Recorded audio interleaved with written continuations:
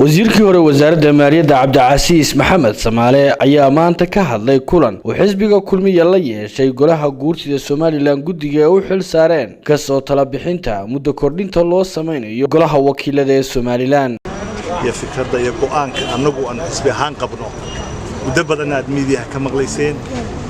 ee ah doorashada golaha wakiiladu aad bay inoogu muddo dhaaftay waana jiitay in badan dib baa loo dhigay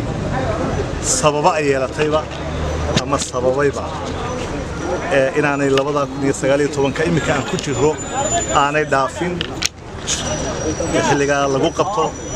ayaa xisbiga go'aankiisu runtii yahay xisbiga kulmiye go'aankaygu yahay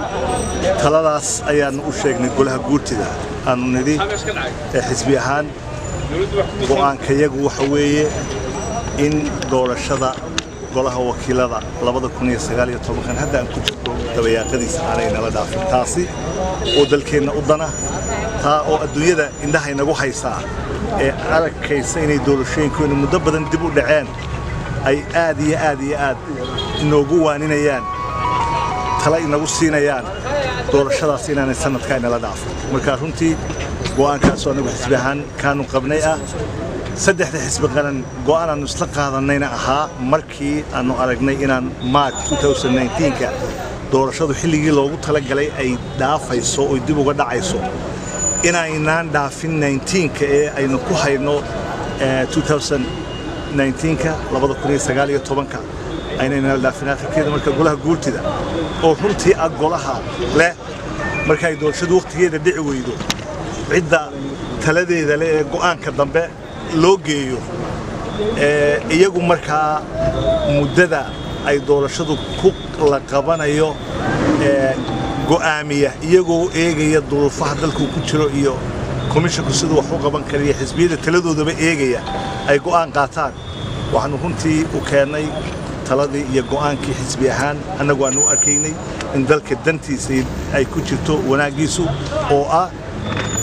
in doorashada muddadeeda aanay 19 ka dhaafin golaha guurtidu haddii warqadii madaxweynuhu u soo qoray oo weli ka go'aan qaata wixii aad xaqiiqo ku leedihiin go'aanka xisbiga iyagu inuu yahay inaan doorashadaas 2019 aanay dhaafin marka runtii taasi wax naga weydiin golaha guurtidu intaasaanu u sheegnay miidiyahana intaasu baan u sheegaynaa in go'aanka xisbiga kulmiye uu yahay doorashadaas aad bay noogu soo jiitantay inaanay xilliga inala dhaafin 2019 inagoo gacmaha haysanna aynu qabsanno oo aynu qabanno oo aynu ilaahay intaan la kaashano adduunyadana ma taqaana waxaynu uga baahannahay iyo waxay nagala qayb qaadan karayaan aynu weydiisano inagoo gacmaha haysanna runtii doorashadaas waqtigeeda ku qabanno 2019 guurtida markaa waxaanu ka codsanay maadaama ay go'aanka ugu dambeeyay iyagu leeyihiin sharciyan inay go'aanka tixgeliyaan oo ku tixgeliyaan rabitaanka shacbigeena rabitaanka xisaabta qaranka rabitaanka xukuumadda ay ku tixgeliyaan oo intuba odhanayo ama uu yahay إن 19 doorashada sayna aad baad u mahadsantiin Cabdicasiis Samaale waxa jirta ilaa imika inta la og yahay waxa hadalaya in loo kordhiyo golaha wakiilada Soomaaliland golihii deegaanka iyaga maxaa loo qorsheeyay golaha deegaanku waa runtii isaga laftiisu uu muddo dhaafay waa run laakiin markaad eegto hawsha golaha guurtidu sharcigeena iyo si ugu qoran tahay dastuurkeena ama xeerarkeena ugu qoran tahay oo ka duwan yahay